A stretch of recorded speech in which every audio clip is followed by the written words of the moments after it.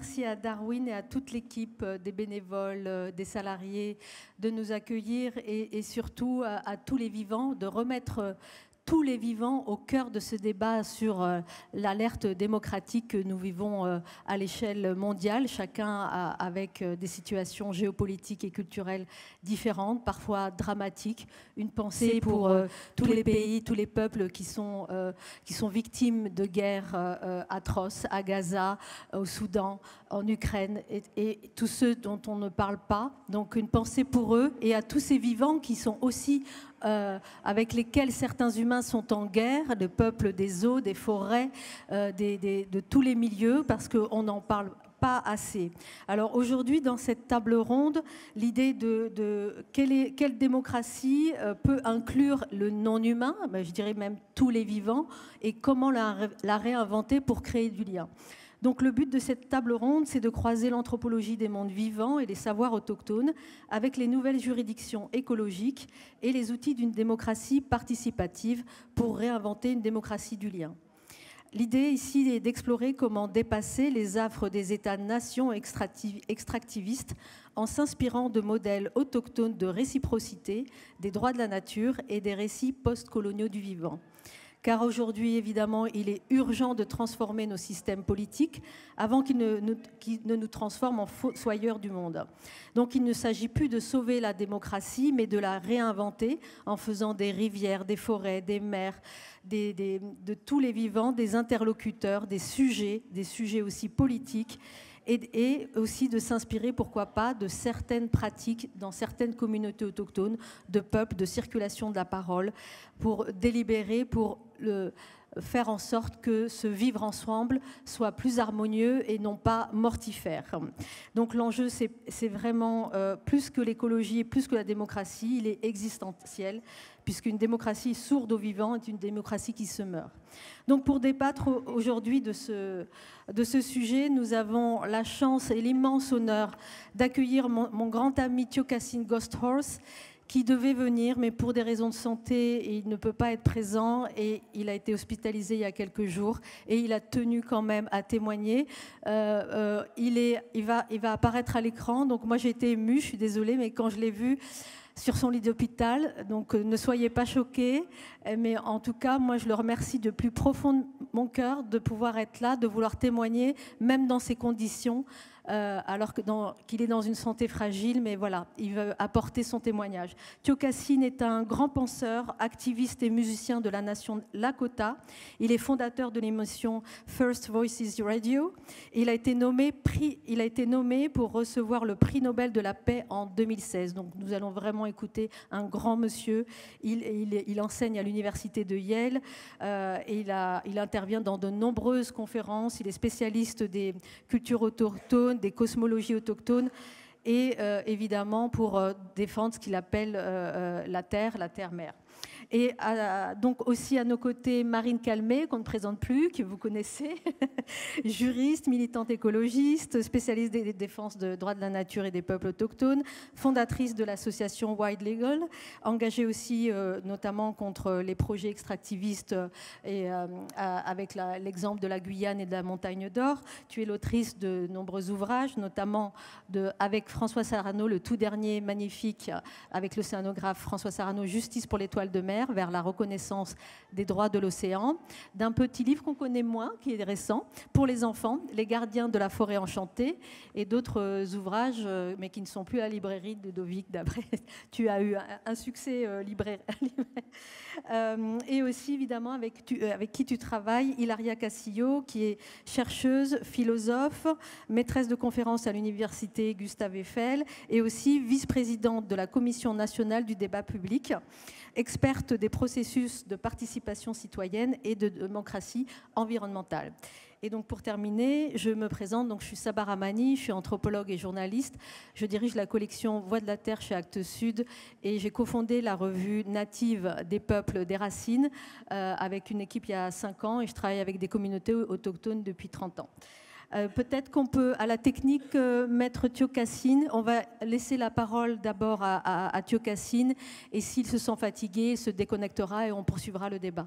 Donc c'est des conditions exceptionnelles. Hello Tiokasin, thank you so much to be here with us.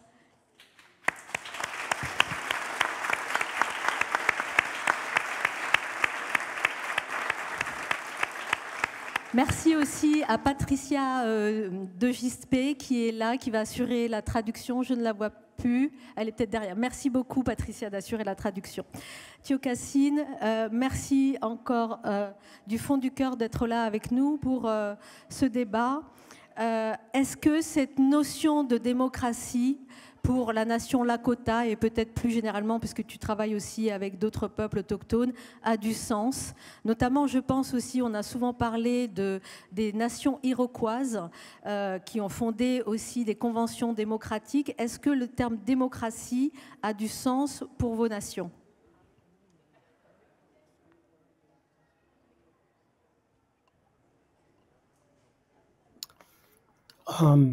If referring to the Haudenosaunee principles of peace, that would come specifically because the first people of Europe came here, and one of the first peoples or nations they met was the Haudenosaunee, which comprises of 5 and 6 nations of that area of New York and Pennsylvania, Ohio, and in this area where I live. So that was their first reference, because they would speak also a jargon of language with the Mohawk, the other tribes, the Cayugas, the Seneca, so it's like 5 tribes, 6 tribes. And then I have to add this, though, is that other peoples or nations like the Lakota, the Hopi, various parts of the United States also had forms of democracy. And I say forms is because the idea of domination is not a concept, it is not a word in most of our languages. And so that was the truest democracy, is to have no domination. And it's hard for the Western mind, but for duality to think out of it. So we are non-dualistic in our languages. And so when English or interpretation of our languages came along, it separated and divided us. As today, I want to say, from my knowledge, is that we didn't have parties like Democrats or Republicans before the United States forced it upon indigenous nations. And from that, we became very factional, and we didn't, and there was many incidences that we were being negotiated with the colonists here, and they would invite all the nations to come. And in this case, the Haudenosaunee. And what happened is the Haudenosaunee would not negotiate with them because... Oui, on va laisser le temps un petit peu de la traduction. Thank you. Vous m'entendez? Oui. Excusez-moi, c'est les sons un peu mauvais. Ça va, on vous entend. Oui. Il parlait de toutes les tribus qu'il y avait aux États-Unis avant la colonisation, comme la Lakota, mais d'autres tribus aussi. Et ces tribus, ils avaient des formes de démocratie. Et j'ai dit des formes de démocratie parce que, en fait, la notion de domination n'existe pas. C'est pas un concept, c'est pas un terme, il n'y a pas un mot de domination dans notre langue. Alors, c'est très difficile pour les pensées des Occidentaux de comprendre comment on pense, parce que déjà, les langues sont très différentes. Nous, on n'a pas cette division, cette séparation. Par exemple, aux États-Unis, il existe cette séparation des démocrates et républicains. C'est quelque chose que nous, on n'a pas dans notre langue. Alors, on a une sagesse complètement différente. Et avec la langue anglaise ou les langues occidentaux, ils ont fait une sorte de fraction de séparation que nous n'avons pas dans notre langue.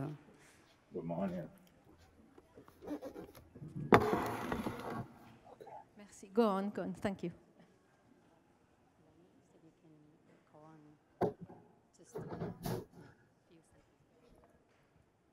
Okay, now we'll go off from the hearing of democracy among peoples.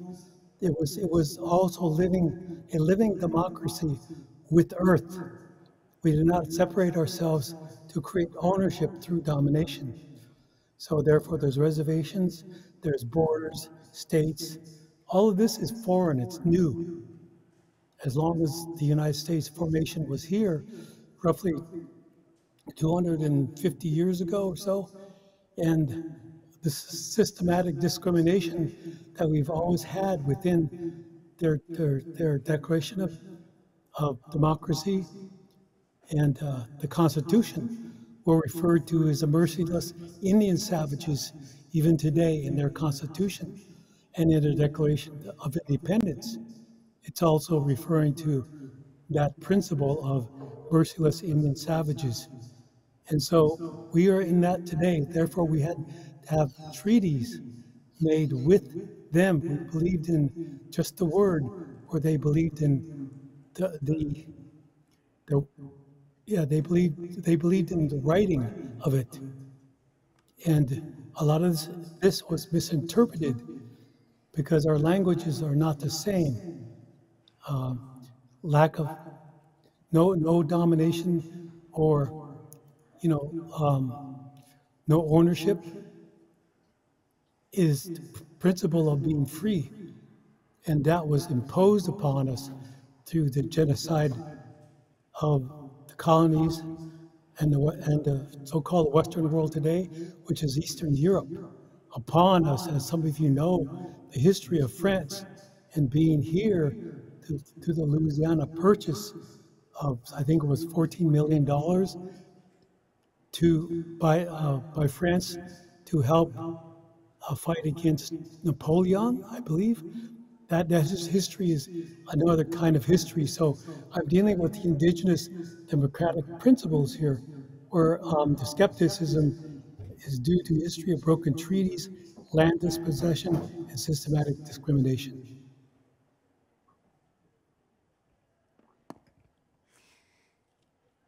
Oui, et nous on parle d'une démocratie avec la terre. Mais la démocratie, les concepts de démocratie pour Occident, il y a une possession, une domination quand on crée un État. Et tout ça, c'est quelque chose qui est totalement nouveau pour nous, totalement étranger pour nous. Nous, on n'avait pas du tout ça. Ça a été imposé sur nous il y a 150 ans. Et on a souffert une discrimination dans la déclaration, quand ça a déclaré la démocratie, ou la déclaration, par exemple, de l'indépendance et la Constitution. Ils nous ont appelés des Indiens sauvages. Ça, c'était écrit dans la Constitution et la déclaration des indépendances. Et quand ils ont essayé d'écrire sur nos cultures, ils ont mal interprété toutes nos cultures parce que déjà les langues, comme je disais, c'est complètement différent. Nous n'avons pas ce concept de possession, par exemple.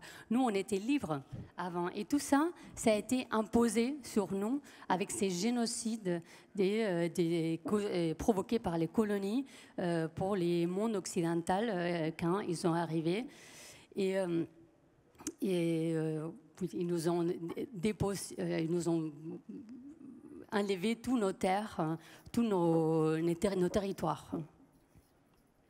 Là, merci beaucoup, Tiokassine.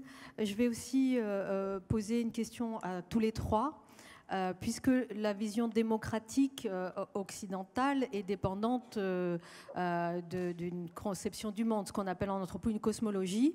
Et cette vision-là, en Occident, est anthropocentrée, c'est-à-dire qu'on a mis l'humain au centre de tout. Il y a l'être humain et la nature, on s'est séparé de la nature, alors que dans les sagesses autochtones anciennes, la nature fait partie intégrante de tous les peuples des vivants.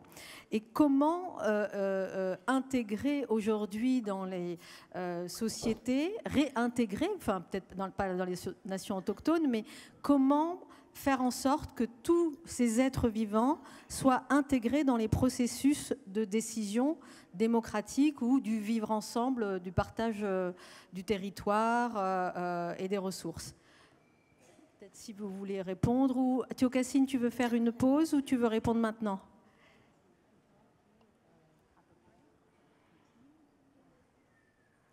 Yeah, I'd like to answer that. Thank you. J'aimerais bien répondre à cette question. Say that through consensus and inclusion, and we have in my language, there's a word, midaku oyase, we are all in relationship. And that means everything seen and unseen, because our language fits that. It's non-dualistic. So there is a non-pathological way of looking at life. There is no cause and effect. There is always, we're always in the present. So we speak a very non-present language in Lakota. And that helps to us to understand that this challenge of a dual citizenship.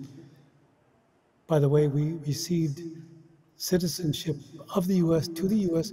in 1924, and were granted many rights until after 1968, 1978. And this created a complex relationship with two sovereign entities.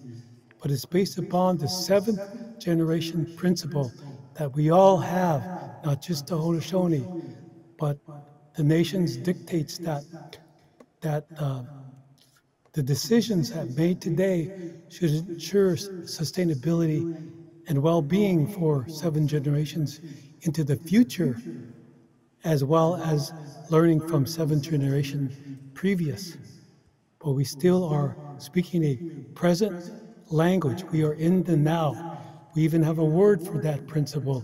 It's in Lakota, it's Akantu, which means the earth being from the ancient future now. Akantu, A-K-N-T-U, the earth being from the ancient future now. Thank you. Oui, alors il y a un lémon dans Lakota, pardon, je n'ai pas compris le nom, et c'est, nous on parle des relations, on parle des connexions, des relations, ce qu'on voit, ce qu'on ne voit pas. Il y a un dualisme dans la vie, comment on la conçoit, et il n'y a pas des causes et des faits, sinon que nous, on vit toujours dans les présents. Le peuple Dakota, et on vit toujours dans ces présents, et on a un principe qui s'appelle le principe des 7 générations. Ça veut dire que toutes les décisions qu'on va prendre, on va les prendre en pensant qu'il va avoir une durabilité pour les 7 générations suivantes. Et aussi, l'apprentissage qu'on va avoir, on va avoir l'apprentissage des 7 générations qui sont venues avant nous. Et on a les mots pardon, à Lakota, c'est Akatu, A-K-A-T-U, et c'est l'ancien futur. Merci justement ce matin pour ceux qui étaient là avec Paul Watson quand il a témoigné de ses relations avec les peuples autochtones. Il parlait justement de qui d'entre nous connaît vraiment ses arrière-grands-parents et qui pense à ses futures générations. Marine, ce langage des droits de la nature, d'intégrer, d'insérer, de prendre en compte tout ce vivant, quelle que soit leur forme, dans les droits, dans la loi aujourd'hui en Europe, en France, comment on fait pour l'intégrer, puisque la vision occidentale, anthropocentrée, matérialiste, le vivant n'est pas un sujet mais un objet de consommation, une ressource. Comment on fait pour redonner vie au vivant dans le langage juridique? En fait, pour aussi rassembler les idées autour de la question de la démocratie et de qui existe en fait en démocratie, il y a cette idée que ne participent à nos cercles démocratiques finalement que les êtres humains à part entière. Et il y a d'autres êtres humains qui, pendant une très longue partie de l'histoire de l'humanité, ont été exclus, exilés de notre cercle démocratique. Kautar Archi, par exemple, elle parle de... Il y a les êtres humains d'un côté et les êtres animalisés de l'autre. Sauf que dans ces êtres animalisés, il y a aussi des êtres humains en réalité, comme l'a montré l'histoire de l'humanité. Pendant une très longue partie de l'histoire de l'humanité, les peuples autochtones, de Guyane et d'ailleurs, ont été considérés comme des animaux. On a inventé et écrit le code indigène en Algérie pour justement extraire les Algériens des processus démocratiques, biaiser les règles du jeu. Et puis même ce qu'on a vécu l'année dernière avec les révoltes en Nouvelle-Calédonie, en Kanaki, où en fait, par le biais du questionnement, de la modification du code électoral, l'idée était de dissoudre les peuples autochtones dans le corps électoral. C'est ça qui a provoqué la révolte. Avec l'esclavage, on a rendu ces êtres humains comme des objets. Les esclaves noirs, de toute façon, étaient considérés comme du bétail. On les a mis dans des bateaux, on les a envoyés de l'autre côté de l'Atlantique, ils étaient là pour mourir. Tant qu'ils avaient une force de travail, ils étaient utiles et c'était absolument pas une question d'en faire des êtres démocratiques. Et donc, l'histoire de l'humanité et de la démocratie au sens contemporain, elle a toujours été autour de la question de qui on fait rentrer dans notre monde politique, de qui on reconnaît le statut de participant à ces discussions. Et je voulais parler justement de la Guyane, parce que c'est une expérience personnelle, mais en Guyane française, vous le savez, on y est arrivé et on a déclaré ce territoire terra nullius, terre de personne. Et ce qui est intéressant, c'est que les premiers jeunes Amérindiens qui ont été à l'école de la République ont vécu une espèce de dissonance cognitive entre ce qu'ils apprenaient à l'école de la République et tous ces grands principes qu'on leur inculquait et ce qu'ils vivaient dans leur chair en tant qu'êtres animalisés, colonisés. Et il y a parmi les textes fondateurs du mouvement autochtone en Guyane un très beau texte de Félix Tchukas. Ça te va si j'en lis juste un petit bout ? Très court. Il dit dans les luttes autochtones, nous ne voulons pas devenir des citoyens français comme les autres ou même à part entière. Nous voulons obtenir la reconnaissance de nos droits aborigènes, c'est-à-dire la reconnaissance de nos droits territoriaux, de notre droit à demeurer amérindien et à développer nos institutions et notre culture propre. Et pourquoi il ne veut pas devenir un citoyen français ?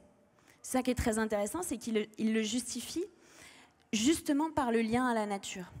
Il dit, dans notre monde à nous, notre souci est de préserver la nature, d'assurer le renouvellement constant de ses ressources au profit de nos frères et pour le mieux-être des générations futures. Et il dit, nous constatons que votre droit est fondé sur des principes tout à fait inverses.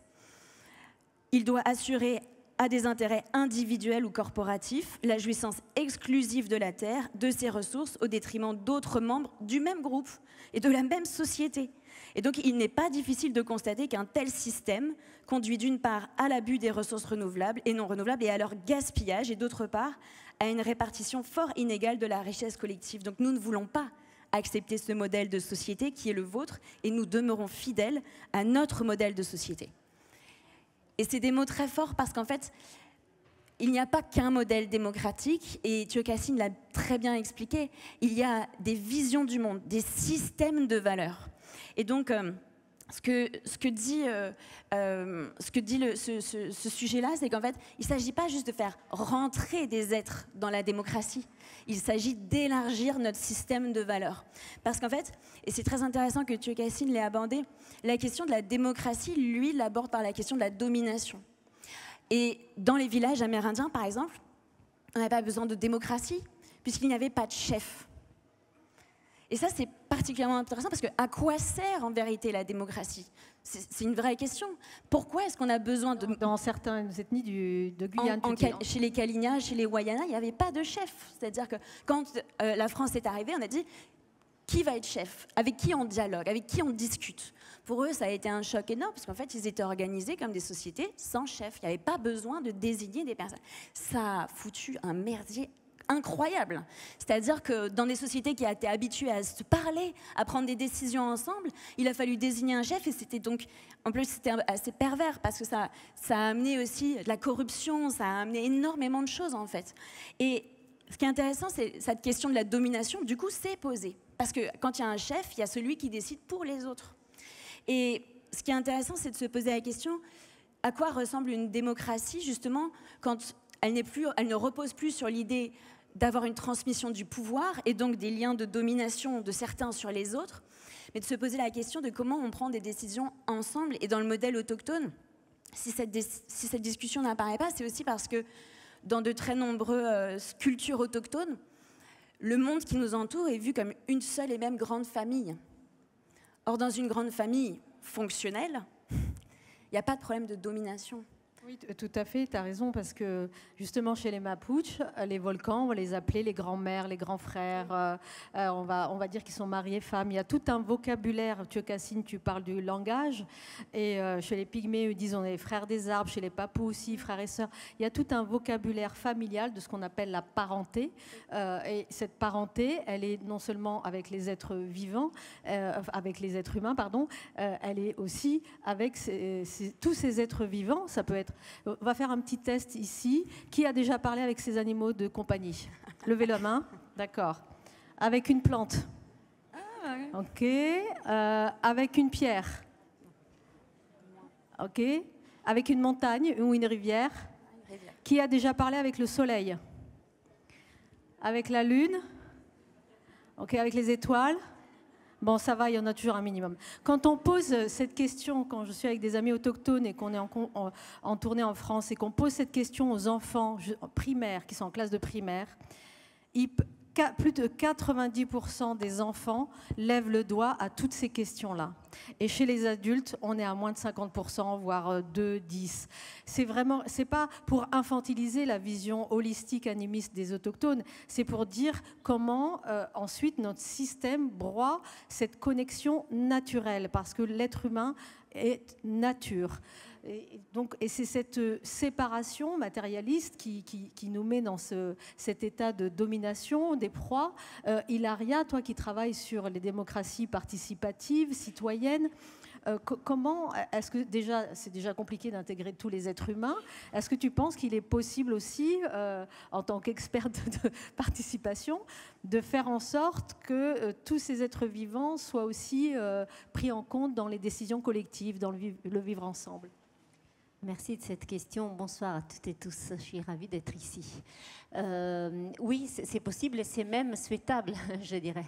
Tout d'abord, il faudrait dire que tu as posé tout à l'heure la question, est-ce qu'il y a d'autres manières de prendre, est-ce qu'on peut prendre en compte le vivant dans nos démocraties? Il faut savoir qu'en Europe et en France, il y a quelque chose qui s'appelle théoriquement la démocratie environnementale et qui repose sur un principe qui paraît simple et fort en même temps, c'est-à-dire que lorsqu'il y a une décision qui a un impact considérable sur l'environnement, eh bien toute personne a le droit d'accéder aux informations disposées par les autorités publiques et participer à la décision. Or, ce modèle de démocratie environnementale occidentale, français, etc., repose sur la centralité, encore une fois, de la personne, de l'homme et des femmes, des hommes et des femmes, à qui on reconnaît quand même que le fait que lorsque la décision a un impact sur l'environnement, il faut décider ensemble. Le principe de base qu'il y a derrière, c'est quand il s'agit d'environnement, si on décide ensemble, on décide mieux.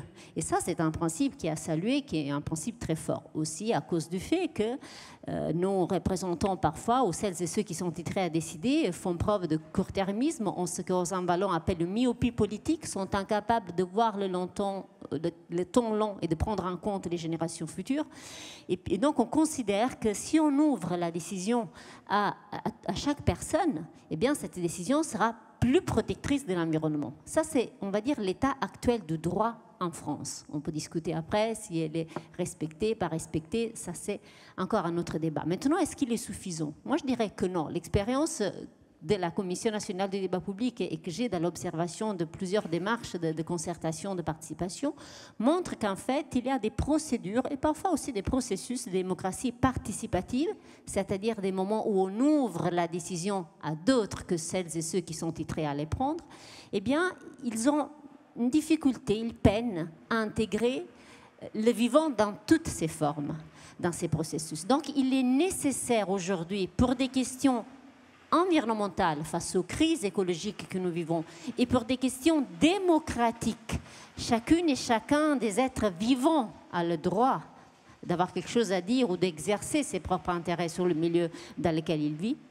Eh bien, pour ces deux raisons-là, on devrait ouvrir davantage cette démocratie environnementale pour intégrer le vivant. Il y a plusieurs manières de le faire. Marine en prône un certain nombre. Et effectivement, se pose la question, oui d'accord, c'est facile à dire, mais quand on fait un débat public sur un grand projet qui a un impact sur l'environnement ou qui est prédateur d'éléments naturels, etc., c'est facile d'entendre les personnes, en chair et en os, mais comment on fait entendre la mer, la montagne, la biodiversité, ceci, cela? Il y a en réalité, le premier step, je dirais, c'est la reconnaissance. Reconnaître déjà que les informations environnementales ne sont pas disposées que par les autorités publiques, par celles et ceux qui décident, par les porteurs de projets. Les savoirs sont diffus, hétérogènes, pluriels, contradictoires au sein de la société d'où vivons. Il faut savoir les faire émerger, faire en sorte, leur donner un statut de vraie information environnementale qui doit éclairer à la fois ceux qui décident, mais aussi le débat en lui-même. Et pour cela, il y a effectivement le droit de la nature. En beaucoup de choses, je dirais, il pousse beaucoup les droits participatifs, les deux droits dont je vous parlais tout à l'heure, le droit à être informé et le droit à pouvoir participer. Eh bien, les droits participatifs les droits de la nature poussent les droits participatifs à aller plus loin dans la reconnaissance du vivant. Justement, donc tu dis le mot clé, reconnaître. Tiokassine parlait du langage, donc reconnaître, nommer, et je dirais aussi respecter. Et à partir de là, si on veut faire société, donc on a besoin d'une communication. Cette question se pose notamment beaucoup chez les peuples autochtones. Vous communiquez, Tiokassine, chez les peuples animistes, vous communiquez avec cette nature. En Nouvelle-Zélande, avec les droits du fleuve Wanganui, pardon, ceux qui portent la parole du fleuve, ce sont des communautés maoris. Comment les sagesses et les modes de communication millénaires des peuples autochtones avec les autres êtres vivants peuvent participer à faire évoluer la démocratie en Occident, Tiokassine?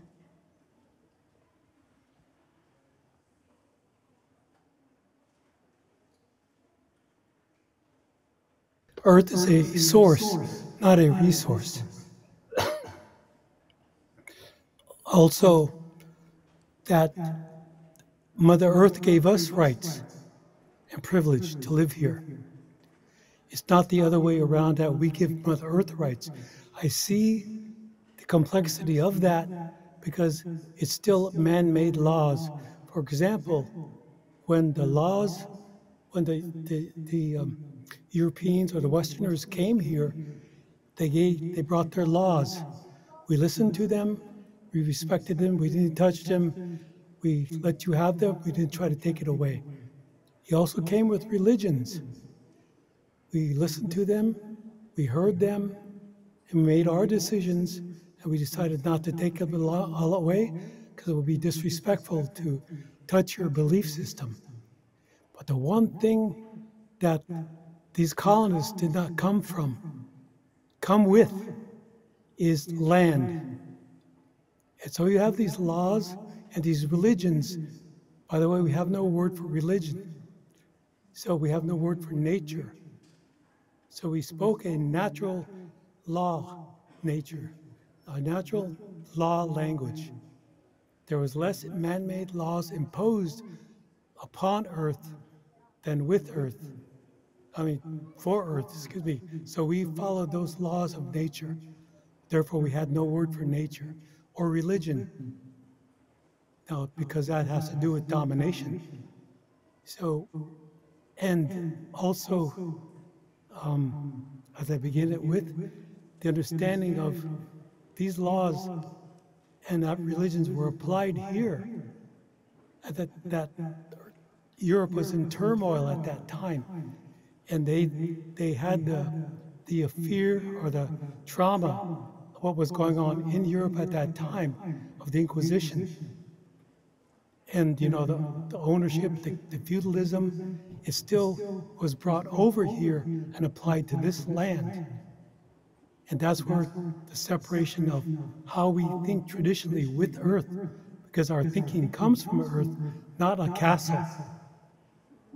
So we have to understand that as a principle. Now, to re-indigenize the values of Earth means that you have to take another look at your language you're using. And some of that is really, you know, why is there a word for environment? We don't have the word for environment because we are that. Why do we have to make it more complex than the simplicity it only needs? So the sciences also come with domination. So when we leave living proof out with the languages, you have to understand we speak our living proof of the languages with Earth. We aren't opposing concepts, rules, and regulations to land with a language that is not dividing it up through domination. So it's re-indigenizing democracy. And that's what we've been trying to do all these years. Yes. Thank you. Oui. La terre-mère nous donne des privilèges et c'est pas à l'inverse. Et c'est nous, on doit penser quand les Européennes ils sont venus avec leurs lois et nous, on les a entendus, on a vu leurs lois qu'ils avaient et on les a respectées. Après, ils sont venus avec leur religion, on les a entendus, on a vu quelle religion ils avaient et on les a respectés. Mais quelque chose qu'ils n'avaient pas, les Européens, quand ils sont venus, c'est les territoires. Ils sont venus sans territoire. Ils ont pris notre territoire. Nous, par exemple, nous n'avons pas de mot pour religion. Nous, on parle d'un langage de la loi naturelle. On n'a pas non plus un mot pour environnement. C'est parce qu'on est dans la nature. C'est la loi qui suit les les européennes. C'est une loi, comme on disait, c'est une loi de domination. Et c'est à travers la langue, c'est ce qu'on a vu, à travers la langue, à travers la manière d'imposition, de domination des Européennes, on a vu qu'il y avait cette séparation avec la terre. Mais en fait, pour nous, les pensées viennent de la terre. Et c'est avec quand on parle de la langue, on parle de la science, par exemple, les Européennes qui viennent avec leur science. C'est une science de domination qu'ils imposent. Ils imposent cette domination à travers ce langage, à travers cette science. Et nous, ce qu'on veut faire, c'est avoir cet environnement, cet langage sans domination, sans qu'il existe cette domination. Marine, justement, par rapport aux lois du vivant dont parle Tiokasin, est-ce que ces lois du vivant, elles sont pas assez prises en compte aujourd'hui?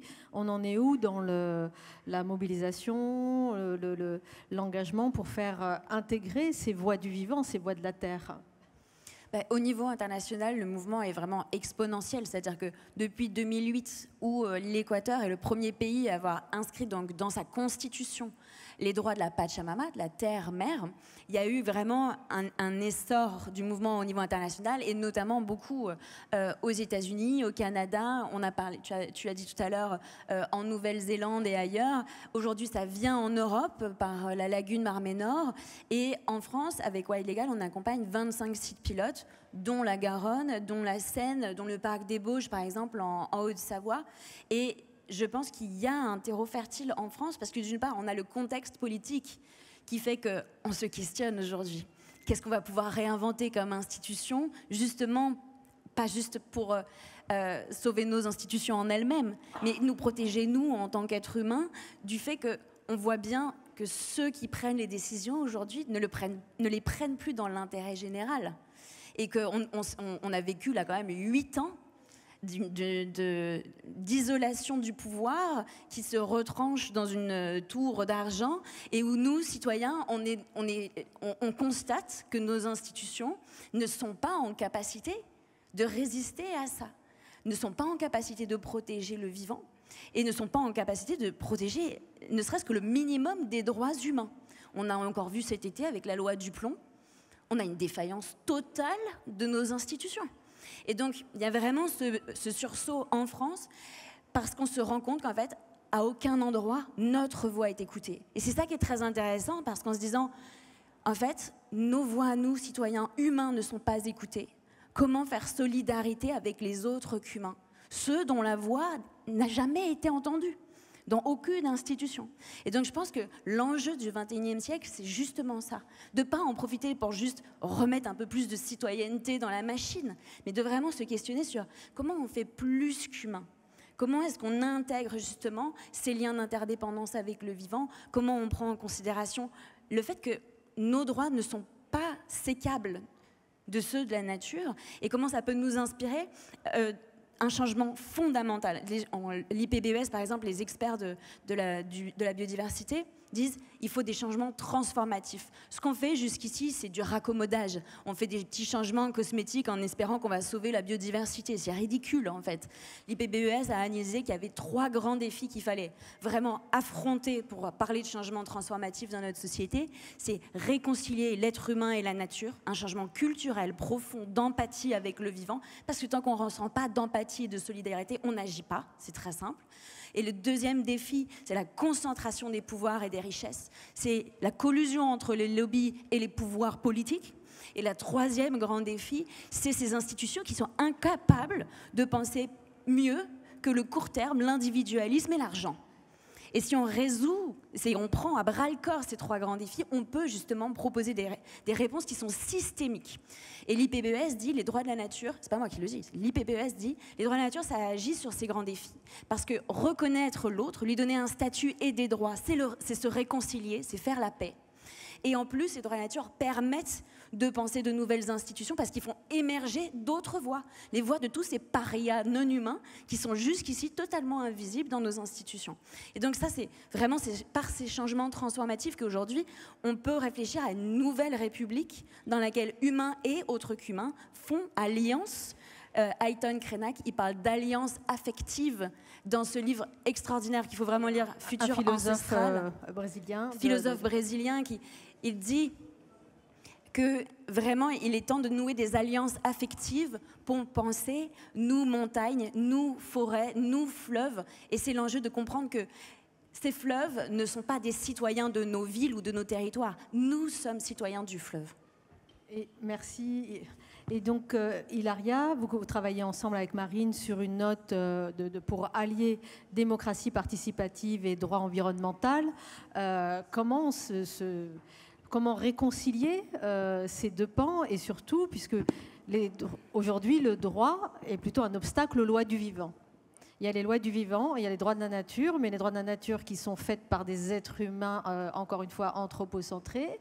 Comment finalement changer complètement de paradigme et d'essayer de penser de manière holistique comme les peuples autochtones animistes le font? Alors, il y a 2 éléments, je crois. Le premier élément est en fait que cette démocratie environnementale dont je vous parlais tout à l'heure fait quand même partie de ce qu'on appelle la démocratie participative, c'est-à-dire une forme de démocratie qui vise à ouvrir la décision à d'autres qu'aux décideurs et qu'elle est aussi elle est questionnable, c'est-à-dire qu'il faut savoir que la démocratie participative a du sens à partir du moment où elle a un volet émancipatoire, d'activation de la critique sociale. Ce n'est pas juste un outil pour répondre aux crises, pour faire passer des projets, pour éviter les conflits et là, souvent aujourd'hui, ces outils qui sont déjà en place, qui n'arrivent pas bien à prendre en compte le vivant, eh bien, il est parfois manipulé parce que la démocratie participative, voilà, parfois est gérée de telle manière. On la voit avec la prolifération de tout un tas de démarches de démocratie participative. Il ne faut pas l'oublier, la démocratie participative est née des luttes urbaines des années 60, des luttes environnementales, avec une revendication des usagers qui ne voulaient pas être considérés que des usagers, mais des acteurs à part entière de la politique de la ville, de l'environnement, etc. Eh bien, cette charge revendicative de la démocratie participative, cette volet hautement politique de la démocratie participative, parfois, est un peu mise à mal dans cette banalisation du fait participatif. On peut dire que la participation citoyenne aujourd'hui a gagné en diffusion ce qu'elle a perdu en intensité. Je pense à tout un tas de conventions citoyennes, etc., dont le rôle émancipatoire de prise sur la décision et sur la protection de l'environnement est vraiment questionnable. Maintenant, cela dit, c'est-à-dire tout d'abord, il faut qu'on continue à mettre en place de la démocratie participative, mais de la vraie. Donc, qu'elle remet au centre aussi les contre-pouvoirs, l'activisme social, la critique sociale.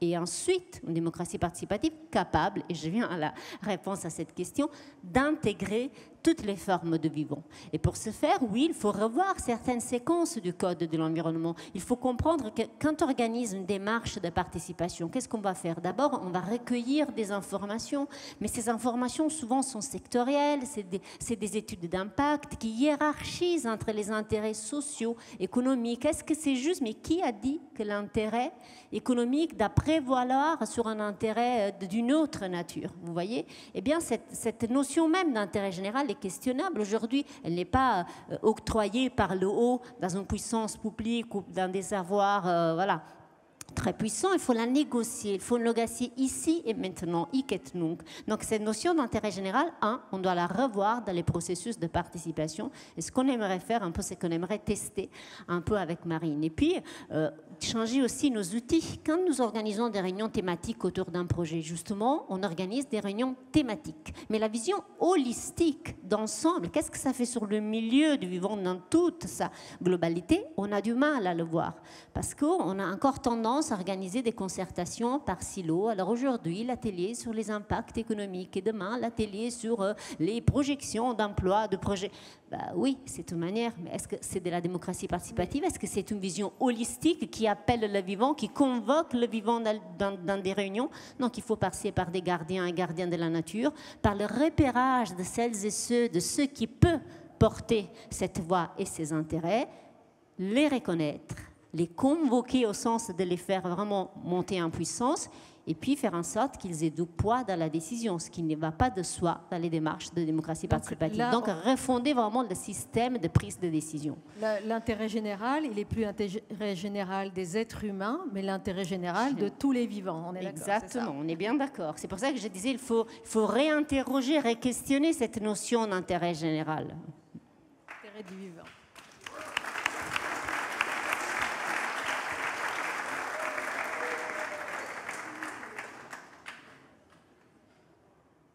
Tiokassine, tu veux ajouter quelque chose? Je vois qu'il est en communication. Patricia, you want to talk, Tiokassine? Sure, I would. I just had my doctors come in, so I have to go in a minute or so. But these are great ideas. But the less anthropocentric we are, the better it is for all nature.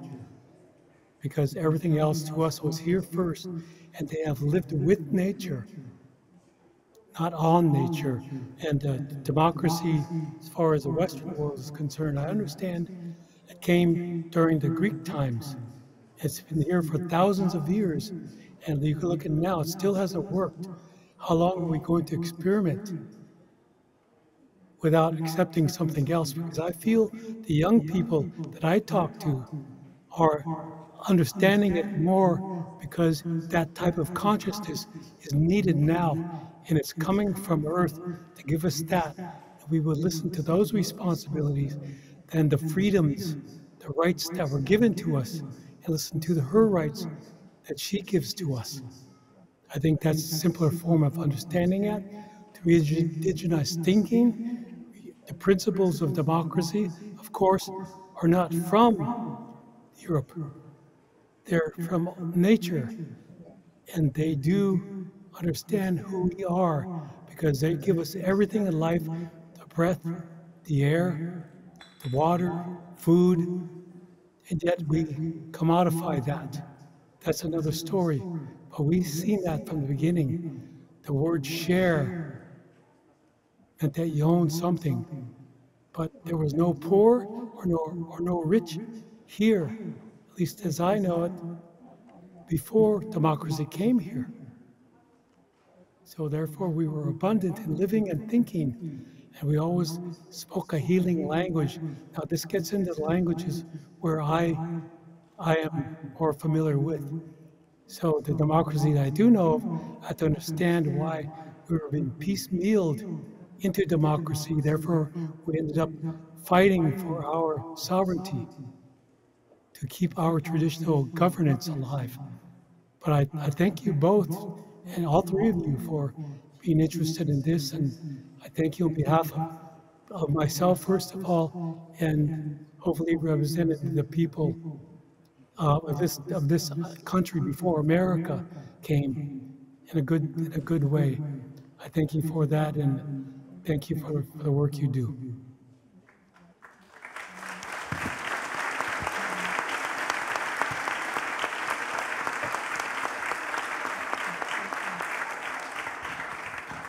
Il disait que le docteur il vient d'entrer dans la chambre et va devoir nous quitter.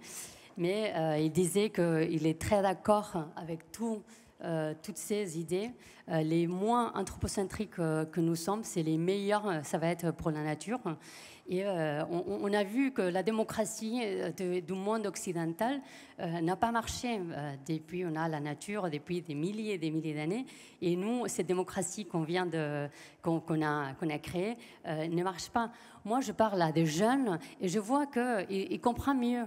Ils ont plus cette conscience de la terre et cette conscience que c'est pas juste un autre droit, mais aussi les droits de la nature et qu'il faut avoir ces droits de la nature aussi avec nos droits. Il faut prendre les principes de la démocratie, il faut les prendre de la nature, il faut faire avec la nature. Et la nature nous donne tout, elle nous donne de l'eau, de la nourriture, et nous, on utilise tout ça comme une marchandise, comme des ressources. Avant la démocratie, il n'y avait pas des riches et des pauvres. Et aussi, on revient à cette question du langage, du langage de la démocratie. Et nous, ce qu'il faut faire pour nous, c'est lutter pour avoir une souveraineté. Je vous remercie pour m'avoir donné la parole et pour avoir cette bonne notion des peuples qui étaient dans les territoires avant l'Amérique. Merci beaucoup.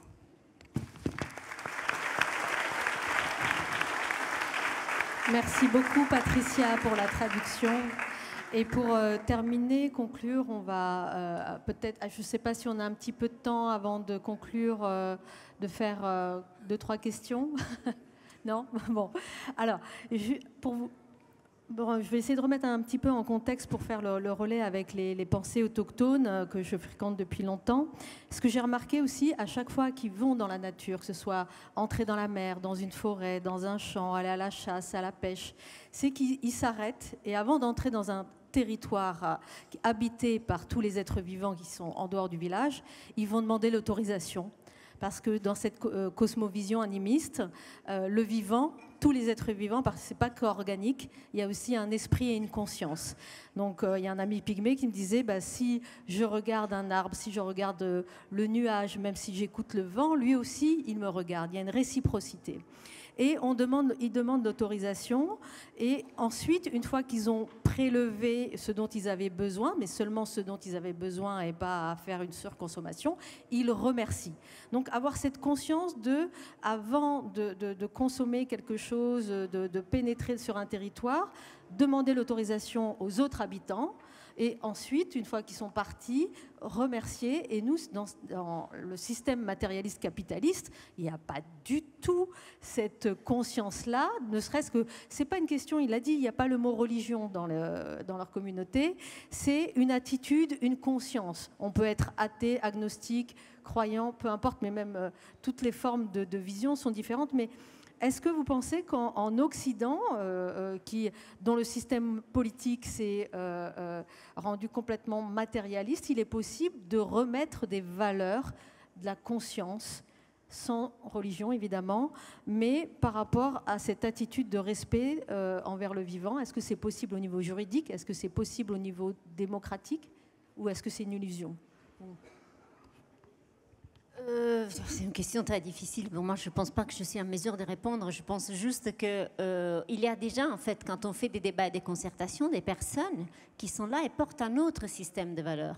L'important, ce n'est pas de disqualifier ce système de valeurs pour dire, ben non, mais voyons faire parler une montagne, ben voyons remercier ceci, cela. Vous voyez, on est confronté souvent à tout un tas de porteurs de projets qui savent très bien sur quoi ils mettent les mains, mais pas du tout où ils mettent les pieds. Il ne serait-ce que savoir où on met les pieds quand on arrive avec un projet. C'est-à-dire écouter tout le vivant qui est présent. Donc déjà, je pense qu'il y a des systèmes de valeurs qui sont présents, même en Occident, même parfois dans nos débats. Je me souviens de débats publics sur l'agriculture où on avait des personnes qui disaient « moi je suis paysan ou paysanne, j'ai une ferme, je n'ai pas une exploitation » et d'autres disaient « je suis exploitant agricole ». Vous voyez la charge, la sémantique qui n'était pas nôtre et qui renvoyait à des systèmes de développement, des visions, des modèles qui étaient complètement différents. Donc l'enjeu est, est-ce que nous sommes capables, nous dans le travail que nous faisons à la Commission, de faire exister tous ces systèmes de valeurs et de les reconnaître, de leur donner la juste place et de faire en sorte qu'ils pèsent de la même manière dans la décision finale. C'est ça aussi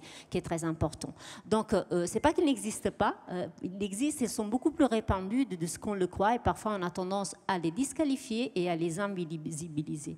Et deuxième chose, je voudrais revenir sur le comment, la question que vous avez posée tout à l'heure. Avec Marine, on a fait plusieurs propositions, mais une des propositions qu'on a faites pour mettre ensemble, aussi pour donner davantage d'espace à les formes de vivants dans toutes leurs formes, justement, c'est aussi d'organiser peut-être une grande démarche participative à l'échelle nationale pour que ce ne soit pas que Marine et moi qui sur un coin de table proposons les réformes du Code de l'environnement pour que le vivant puisse être reconnu dans toutes ses formes, mais aussi, mais pourquoi pas, puisque c'est la mode, une convention citoyenne sur les droits de la nature où tout le monde peut venir dire voilà la forme que ça pourrait prendre, voilà les systèmes de valeurs que nous voudrons être représentés.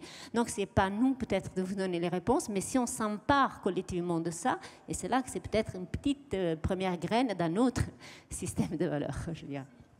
Merci Laria.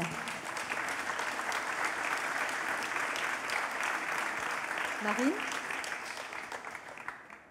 Pour juste compléter depuis ta question aussi, je crois qu'aujourd'hui, en France, on est mûr pour se poser ces questions-là. Aussi, quand on prend un petit peu de recul sur notre histoire, justement dans le livre d'Ayrton Krenak, qui revient ici de Viveros de Castro, qui est aussi un autre penseur brésilien.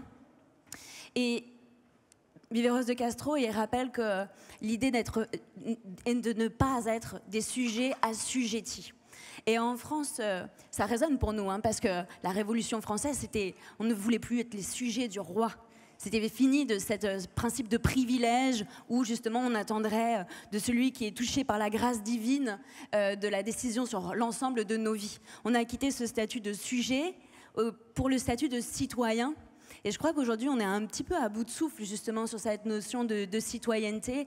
Et dans le livre de Ayrton, il dit qu'il faut s'inspirer justement des revendications autochtones parce que les autochtones, justement, ne reçoivent pas leurs droits d'en haut, d'un état transcendant, et ils tirent leur force du sol, leur statut leur vient de la terre dont ils sont immanents. Et aujourd'hui, je pense que vraiment nous réancrer dans la démocratie des territoires, faire racine, se poser la question de quel est notre pouvoir qui vient de la terre que nous habitons et que nous défendons, c'est ça qui nous redonne du pouvoir d'agir. N'attendons plus que justement les décisions viennent d'en haut et décident pour nous ce qui est bon pour nous dans les territoires, mais vraiment il s'agit de repartir de comment on fait démocratie à partir de la terre et avec les autres humains. Exactement, merci pour la transition que tu m'offres. Parce que Tiokassine, qui nous a quittés évidemment pour des raisons médicales, vraiment encore merci à lui d'avoir pris ce temps dans des circonstances très particulières, prépare un livre magnifique avec deux collègues de l'université de Yale, ce qui s'appelle Earthmine, qui s'appelle L'Esprit de la Terre, et on va le publier dans la collection Voix de la Terre chez Actes Sud en 2027.